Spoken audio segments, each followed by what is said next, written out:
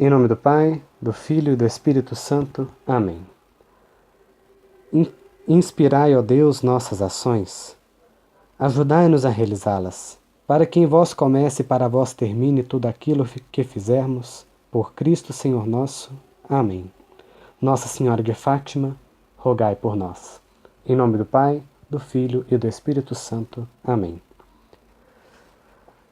Bom dia, boa tarde ou boa noite, dependendo do horário que forem assistir. Eu saúdo de maneira especial aos acólitos da comunidade São Geraldo, paróquia Santo Antônio, demais membros da comunidade e outros que forem assistir o vídeo também. Saudando com muita alegria essa Semana Santa que iniciamos hoje, este tempo muito forte da Igreja, em que ficamos mais próximos da Páscoa. E a Semana Santa começa então com este Domingo de Ramos, essa entrada triunfal de Jesus até Jerusalém, em que Jesus sai de Betfagé e sobe literalmente até Jerusalém, no sentido, tanto físico até mesmo como espiritual. O evangelho que vai ser lido nesse domingo é o Evangelho de Mateus, capítulo 21, do versículo 1 até o versículo 10. É o evangelho que narra, então, a entrada triunfal de Jesus até Jerusalém. E após o sinal da ressurreição de Lázaro, Jesus desce até Jerusalém, onde ele caminha até o templo, onde ele expulsa os vendilhões, nos versículos seguintes. E Jesus, então, se apresenta como o verdadeiro sacrifício. Ele substitui os sacrifícios antigos ao expulsar os vendilhões do templo e se oferta como um novo sacrifício, um sacrifício agradável a Deus. E a meta final dessa subida é a sua oferta de si na cruz. Então, vamos pegar alguns detalhes até interessantes desse evangelho. No Monte das Oliveiras, Jesus mandou 2 discípulos trazerem um jumentinho que ninguém havia montado. Então Jesus sobe a Jerusalém em um jumentinho emprestado. Então, isso pode parecer uma coisa simples, que não tenha sentido nenhum, mas não é isso que os judeus contemporâneos de Jesus acham. E até foi muito bem citado pelo Papa Bento XVI no seu livro Jesus de Nazaré, o volume 3, da entrada de Jerusalém até a ressurreição. Ele fala que neste ato de reivindicar o jumentinho, de pedir emprestado um jumentinho, dessa entrada de Jerusalém com o jumentinho, ele reivindica um direito de rei. Tanto talvez por reivindicar um meio de transporte, ou então de montarem um animal que nunca foi montado. Só que tem 2 passagens no Antigo Testamento que isso se fortalece. O primeiro é em Gênesis capítulo 49, versículo 10, da bênção de Jacó a Judá. Na bênção de Jacó, que se atribui a Judá o cetro, o bastão de comando, que não lhe será tirado dos pés, até que venha aquele que lhe tem direito e a quem os povos hão de obedecer. Ou seja, o jumento amarrado, dele se diz que ata a videira o seu jumentinho, ou seja, por isso o jumento amarrado alude àquele que deve vir, a quem os povos hão de obedecer. Então, no Gênesis, uma profecia de Nosso Senhor, daquele que os povos hão de todos obedecer. Outra profecia está em Zacarias, capítulo 9, versículo 9, que nos dá uma compreensão do Domingo de Ramos. Diz assim a profecia de Zacarias: Dizei à filha de Sião: eis que teu rei vem a ti manso, montado em um jumento, em um jumentinho, filho de uma jumenta. Desta forma, então, Jesus se apresenta então como um rei manso, um rei que quebra os arcos de guerra, um rei de paz. Jesus, então, ele reivindica o seu verdadeiro direito de rei, mas um rei manso, um rei humilde, um rei que não veio governar pela espada.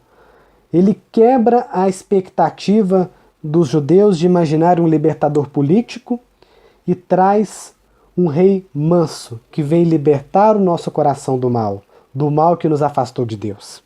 Então, nessa entrada, Jesus quer que nós compreendamos esse sentido do seu caminho, o sentido de suas ações, com base nas promessas do Antigo Testamento, da chegada de um Messias, não um Messias político, mas um Messias pela salvação de nossa alma. Então, exclui-se o caráter de libertador político e ao se manifestar pobre, montado em um jumentinho, ele manifesta todo o seu poder. Outro detalhe importante, segue-se aí no Evangelho, que é o ato de estender as capas. Os discípulos fizeram com que Jesus montasse, e isso está no Evangelho de Lucas. Essa expressão que também é utilizada no livro dos reis, primeiro livro dos reis, que fala da subida de Salomão até o trono que seu pai Davi. O sacerdote Sadoc ordena a Natã o seguinte: tomai convosco os servos do vosso rei, fazei montar na minha mula o meu filho Salomão, e fazei-o descer até Giom, fazei-o montar. Agora vamos voltar ao Evangelho de Lucas, capítulo 19, versículo 35, que falam que fizeram com que Jesus montasse. Isso então, essa ação realizada pelos discípulos de estender as capas no jumentinho, ele traz um gesto de entronação nessa realeza de Davi. Essa associação da realeza de Davi com a realeza de Jesus, que se transforma na esperança do Messias que vem. E os peregrinos que acompanharam os discípulos, vieram os 12 mais Jesus, e os peregrinos do meio do caminho passaram a acompanhá-los, e eles estenderam as suas capas no meio do percurso. Pegaram também ramos de árvores para poder saudá-lo com as seguintes palavras: Hosana, bendito que vem em nome do Senhor. Vamos agora analisar esta saudação. Hosana, segundo a tradição, ele era uma exclamação de súplica. Isso na antiga festa das cabanas. No 7º dia das festas das cabanas, uma festa judaica, eles gritavam Hosana como um pedido de súplica. Ai de nós, ajude-nos. Porém, a festa das cabanas passou a se tornar uma festa de súplica para uma festa de alegria. Então essa exclamação de súplica se tornou uma exclamação de júbilo, de louvor. Então o Hosana se tornou um louvor messiânico, um louvor pelo Deus que vem, um louvor pelo Messias e Libertador que chega. Com a frase seguinte, bendito que vem em nome do Senhor, que é similar ao Salmo 118, inicia recorda a liturgia de Israel, que era uma saudação do sacerdote aos peregrinos. É quase a mesma coisa. Da casa do Senhor nós vos bendizemos. Era uma bênção do sacerdote aos peregrinos. Então, aquela expressão que vem em nome do Senhor assume um significado messiânico. Se torna uma expressão daquele que vem em nome do Senhor, daquele que vem nos libertar do pecado. E assim se tornou de uma bênção dos peregrinos para uma expressão de louvor a Jesus, que é saudado como aquele que vem em nome do Senhor. Outro detalhe interessante em Jerusalém, fala-se aqui no Evangelho, que a cidade inteira agitou-se e dizia: quem é este? Que assemelha-se um pouco aos magos do Oriente, na narração dos magos do Oriente. Na época do nascimento de Jesus, também não se sabia nada do rei dos judeus que era recém-nascido. E essa notícia deixou Herodes perturbado. Agora Jerusalém perturba-se com a entrada triunfal de Jesus.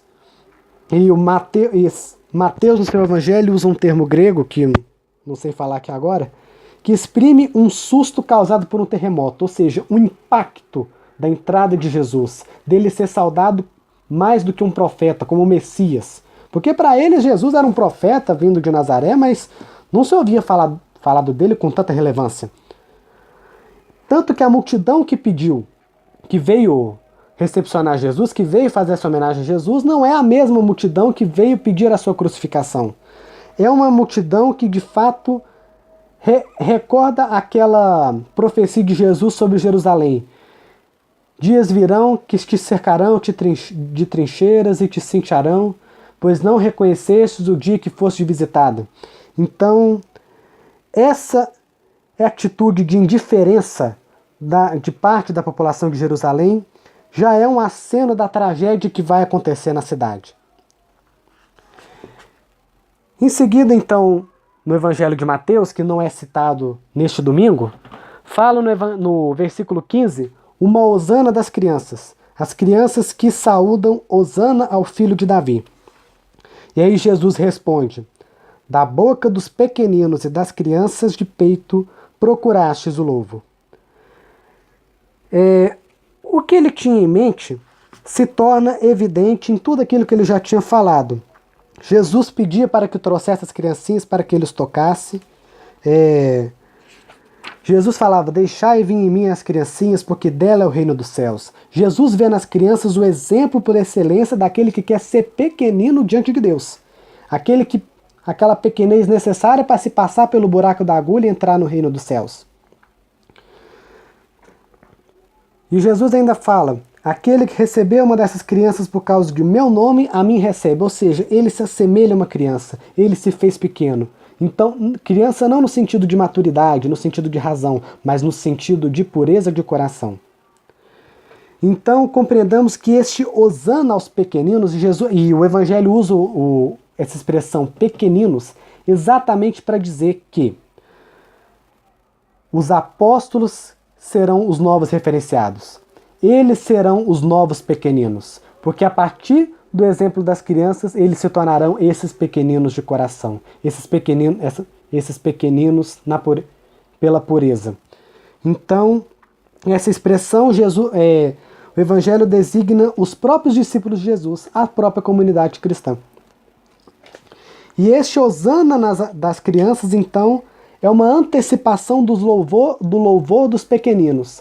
Este louvor das crianças no templo se torna, daqui para frente, um louvor de toda a comunidade cristã para o seu Salvador. E isso que é rezado desde hoje, né? Desde sempre rezamos o canto do hosana. Por fim, concluindo então, essa entrada de Jesus, essa entrada de Jesus a Jerusalém, esse domingo de Ramos, ele tem um forte significado na igreja, no sentido de que Jesus, na Santa Eucaristia, entra na Jerusalém celeste, sob a humilde forma de pão e vinho, assim como ele entrou na humilde forma de montado em um jumentinho, ele entra na forma do pão e do vinho. Aquele que vem em nome do Senhor, aquele que vem pela redenção da igreja, é saudado hoje e sempre em todas as comunidades cristãs. E a igreja o saúda, e a igreja também caminha com ele como peregrino. Nós caminhamos com ele como peregrinos. Na Eucaristia, ele vem ao nosso encontro e nós nos associamos à sua subida a Jerusalém. Nós nos associamos à sua subida para a cruz, de maneira especial nessa Semana Santa, onde nós iniciamos essa subida à cruz. Nós iniciamos esse trajeto da entrada de Jerusalém, da cruz até a ressurreição, para a Jerusalém definitiva, que cresce nesse mundo e se completará na vida eterna. Glória ao Pai, ao Filho e ao Espírito Santo, como era no princípio, agora e sempre, por todos os séculos dos séculos. Amém.